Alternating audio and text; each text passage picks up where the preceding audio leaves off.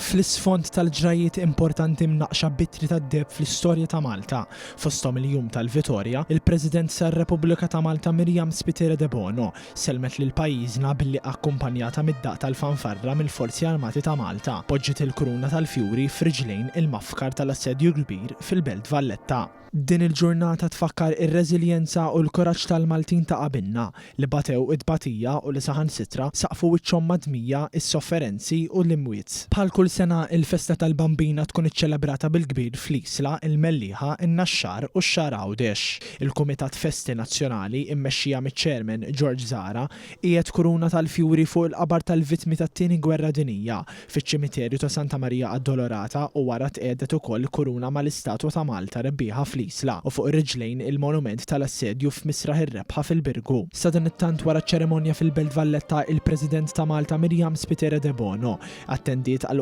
qudiesa pontifikali fil-Knisja Parrokjali tan-Naxxar ikkonċelebrata mill-Arċisqof ta' Malta il-Monsinjur Charles J. Xikluna. Fl-omelija tiegħu l-Arċisqof Malti saq kif il-festa tal-Vitorja għandha sinifikat qawwi għall-poplu Malti u Għawċi. Il-Maltin u l-Għawċin inqimu lill-lom ta' Alla fil-festa ta' twelid tagħha bħala Sittna Marija tar-Rebħa.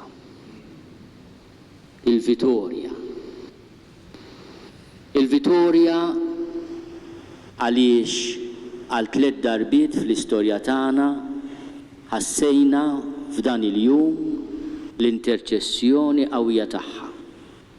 Fl-1565, fl-1800, fl-1943.